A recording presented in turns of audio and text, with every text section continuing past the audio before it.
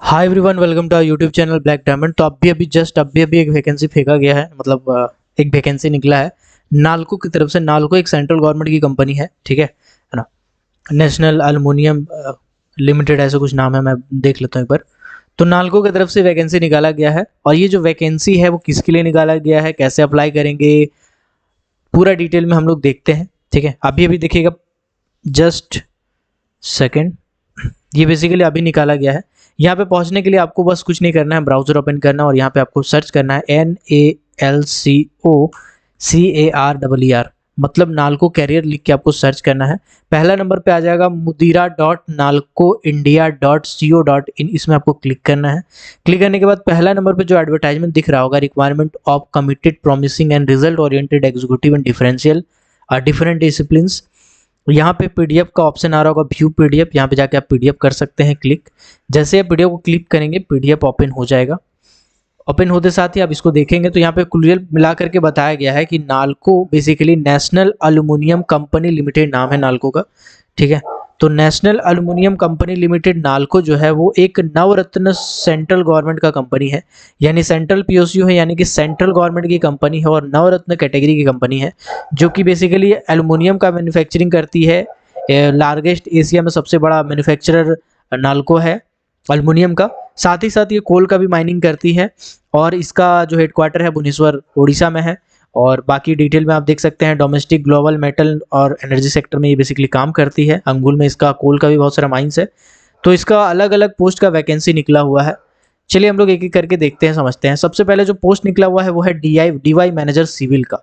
जो भी D Y manager हैं, चाहे वो सिविल वाले हों, चाहे आपका डीवाई मैनेजर हॉर्टिकल्चर हो, डीवाई मैनेजर PRNCC हो, इसके बाद डीवाई मैनेजर लॉ वाले हों, डीवाई मैनेजर माइनिंग वाले हों, है ना।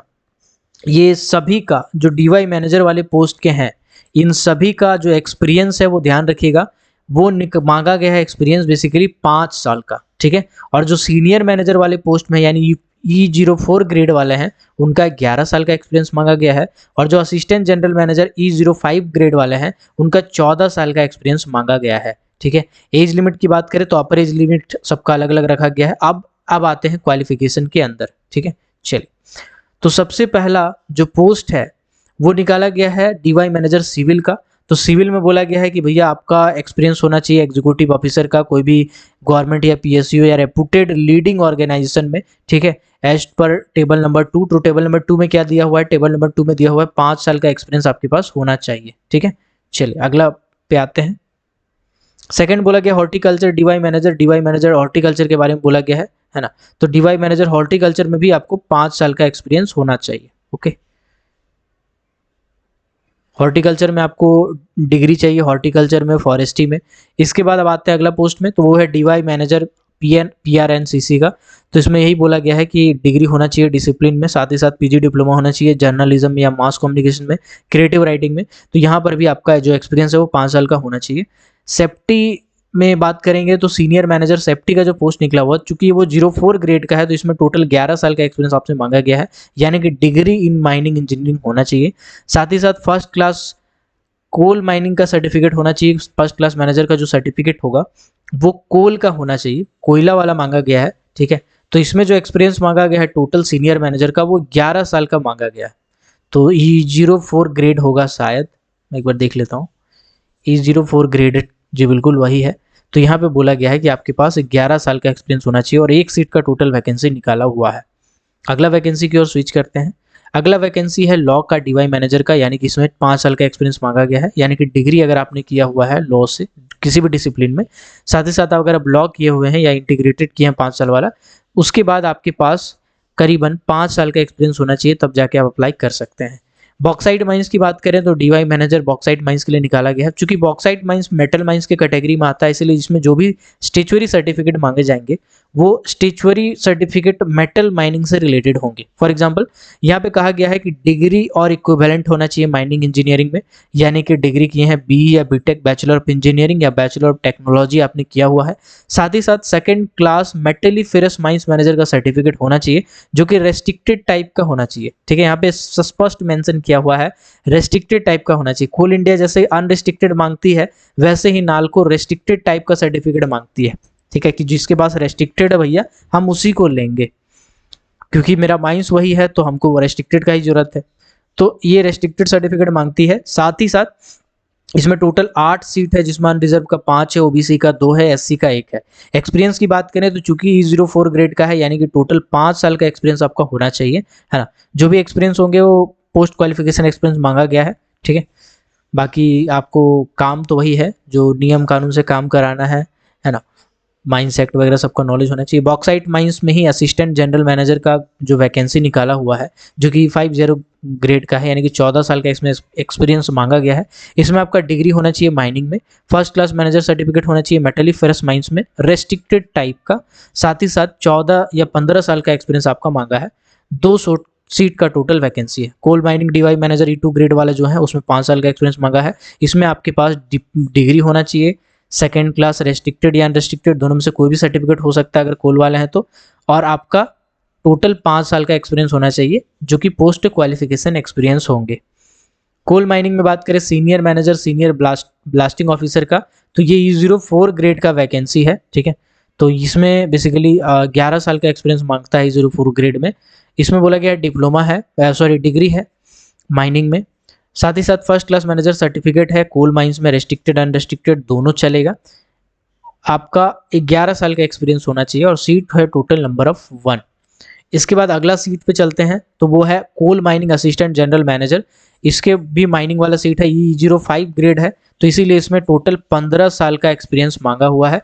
और इसमें देखेंगे तो डिग्री साथ ही साथ फर्स्ट क्लास मैनेजर सर्टिफिकेट चाहिए, कोल वाला मेटल मतलब कोल वाला चाहिए, अनरिस्ट्रिक्टेड या रेस्ट्रिक्टेड दोनों में से कोई भी चलेगा। सर्वे की बात करें तो डीवाई जनरल मैनेजर का सर्वे का वैकेंसी है, तो चूंकि E02 ग्रेड का है इसीलिए इसमें 5 साल का एक्सपीरियंस चाहिए, जो कि पोस्ट क्वालिफिकेशन एक्सपीरियंस होना चाहिए, यानी कि डिग्री इन माइनिंग या फिर degree in mining engineering and mining and mine surveying में होने के बाद आपके पास कोल से रिलेटेड कंपिटेंसी सर्वेयर सर्टिफिकेट होने चाहिए। साथ ही साथ आपके पास 5 साल का एक्सपीरियंस होना चाहिए, तब जाके आप इस पोस्ट के लिए अप्लाई कर सकते हैं। एक ही पोस्ट है। अब आगे का पूरा हिसाब किताब मैं आपको समझा देता हूँ पूरा पूरी। इसमें जो age relax upper age limit रखा गया है वो 7/9/2023 के हिसाब से कैलकुलेट होगा, जो शायद लास्ट डेट है फॉर्म भरने का। अपर एज लिमिट रखा गया असिस्टेंट जनरल मैनेजर यानी E05 ग्रेड के कोई भी वैकेंसी के लिए 45 साल, E04 के ग्रेड के लिए 41 साल और E02 ग्रेड के लिए 35 साल। और ये जो वो एज रखा गया है, इस एज में आपको ओबीसी रिलैक्सेशन भी मिलेगा, यानी 3 साल आप प्लस कर सकते हैं। अगर SC/ST वाले हैं तो 5 साल आपको प्लस कर सकते हैं, अपर एज लिमिट में आपको रिलैक्सेशन मिल जाएगा, ठीक है। CTC की बात करते हैं आप, CTC की बात तो CTC यहाँ पे टोटल हिसाब किताब लिख दिया गया है रिवाइज्ड लेवल में, है ना। आपका पूरा पूरी पैसा लिख दिया गया है कि 90,000 रुपया से लेकर के 2,40,000 रुपया, है ना। तो 90,000 तो बेसिकली आप समझ के चलिए बेसिक हो गया आपका, बाकी पैसा कितना मिलेगा तो हाई फाई है।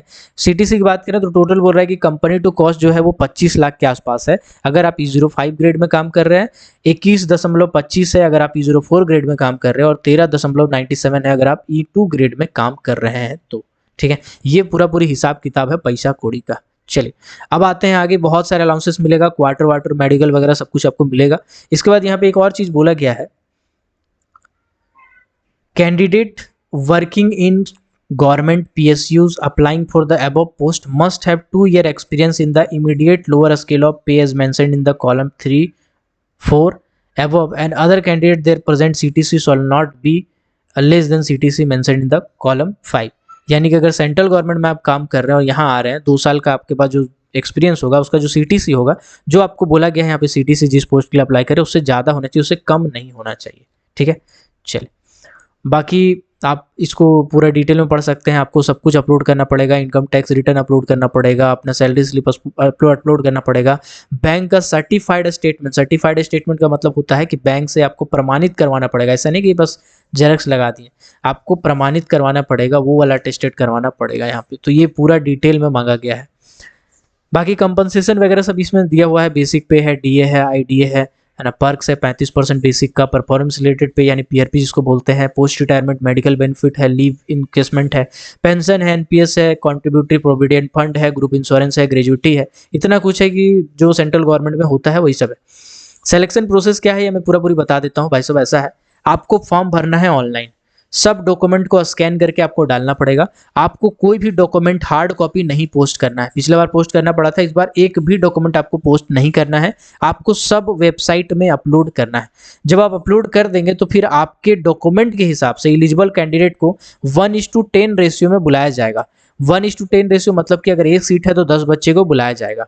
इसके बाद आपका एक ग्रुप डिस्कशन होगा जिसका परसेंटेज वेटेज होगा 25% और पर्सनल इंटरव्यू होगा जिसका वेटेज होगा 75% और टोटल मिला के हो जाएगा 100%। यानी कि जीडी और पीआई का परफॉर्मेंस को देखते हुए आपका एक मेरिट लिस्ट निकाला जाएगा जो कि वेबसाइट में अपलोड कर दिया जाएगा, जिसका नाम है, उसको मेडिकल फिटनेस मतलब से गुजरना पड़ेगा, मेडिकल जांच होगा, उसके बाद फिर आपको प्लेसमेंट दे दिया जाएगा। यहाँ पे ये भी लिखा हुआ है कि भारत में कहीं भी आपका प्लेसमेंट दिया जा सकता है, कोई भी जॉब में, कोई भी फंक्शन में, खासकर एग्जीक्यूटिव का कहीं भी प्लेसमेंट हो सकता है, उसका कोई ठीक ठिकाना नहीं है। एप्लीकेशन फी कुछ नहीं रखा गया, आपको 1 रुपया नहीं देना है। ओबीसी हो, एससी हो, एसटी हो, महिला हो, पुरुष हो, जनरल कैटेगरी हो, आपको 1 रुपया फी नहीं देना है। यहाँ पे there is no application fee लिखा हुआ है साफ साफ, है ना। बाकी आपको पासिंग के लिए कम से कम 50% पास करने के लिए लाना है। अगर SC ST EWD वाले हैं तो आपको 40% लाना है, ठीक है। यहाँ पे देखिएगा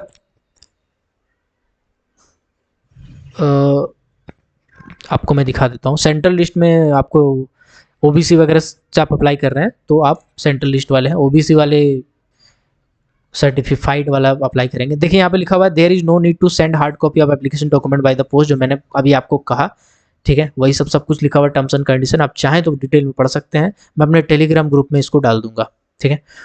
बाकी आप इसको स्क्रॉल करेंगे तो आप आते हैं डेट पे, तो देखिए फॉर्म भरने का जो डेट है वो स्टार्ट हो रहा है 28/8/2023 से सुबह के 10 बजे और खत्म होगा 27 सितंबर 2023 को। मतलब पूरी 1 महीने का टाइम आपको दे रहा है फॉर्म भरने के लिए। तो अच्छा खासा आपके पास टाइम है, आप आराम से एक एक डॉक्यूमेंट को पढ़ के जुटा लीजिए, उसके बाद फॉर्म भरिए। इसमें क्या है, कंपटीशन थोड़ा कम है। अगर आप पीआई के लिए, जीडी के लिए जा रहे हैं तो बहुत ही कम बंदे वहाँ पहुँचने वाले हैं, ठीक है। लेकिन फिर भी बहुत अच्छी कंपनी है नालको, अच्छा खासा अलाउंस देती है, सेंट्रल गवर्नमेंट की कंपनी है ना। तो आई होप ये वीडियो आपको पसंद आया होगा। अगर आपके काम का है तो वीडियो को लाइक कर दीजिए, अपने दोस्तों के साथ सर्कुलेट कीजिए, जिसके काम का है उसको भेजिए। मिलते हैं किसी और वीडियो में, तब तक के लिए keep watching, keep supporting, till then जय हिंद।